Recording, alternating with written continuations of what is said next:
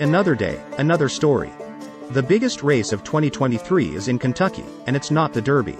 Instead, the re-election bid by the state's Democratic Governor Andy Beshear will be the focus of national attention in November. It's not just about the high stakes for the Bluegrass State, where Republicans have supermajorities in the state legislature and Beshear is the lone remaining Democrat in a statewide office.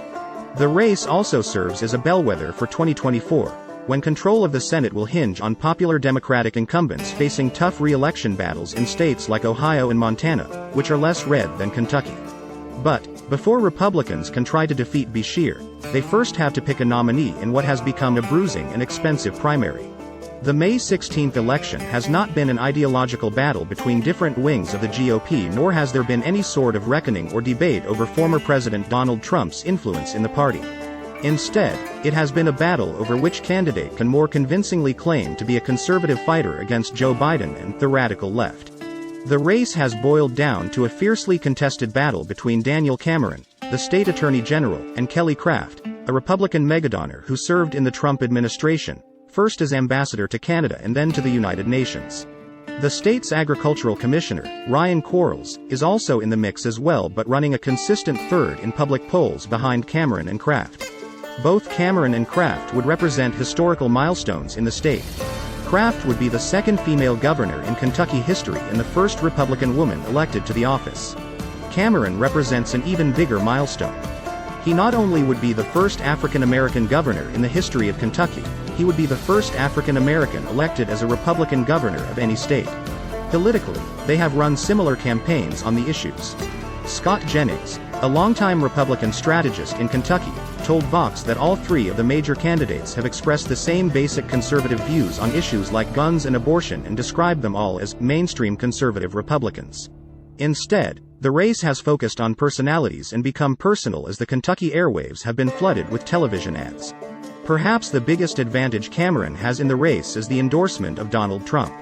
The former president issued an endorsement of Cameron in 2022, which the state attorney general has heavily touted in recent weeks. In contrast, Craft's biggest advantage is her personal wealth. Her husband Joe Craft is a billionaire coal mogul.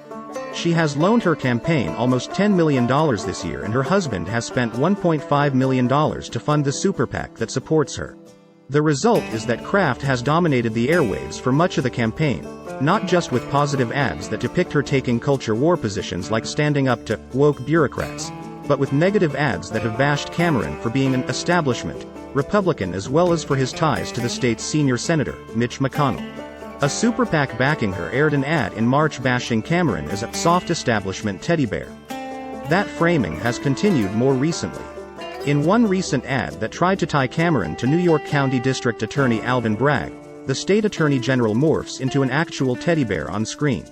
More recently, Craft has explicitly attacked Cameron's ties to McConnell in a television ad painting her opponent as an insider. Polling in the race has been sparse. An April poll from Emerson College had Cameron in the lead at 30%, Craft trailing him with 24%, and Quarles at 15% with 21% of voters still undecided.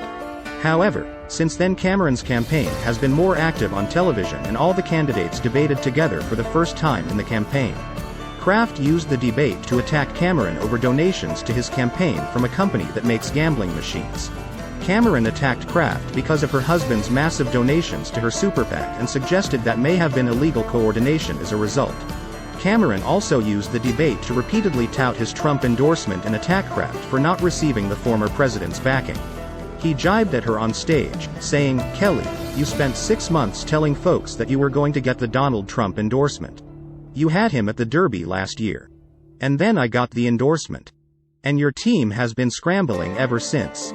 The question is how much Trump will further involve himself in the 2 weeks before the May 16th Republican primary. After all, the former president has long celebrated his track record of successful endorsements in Republican primaries.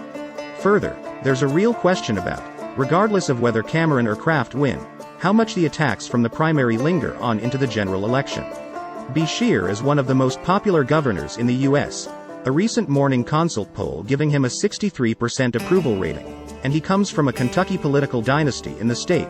His father Steve was a 2-term governor from 2007 to 2015.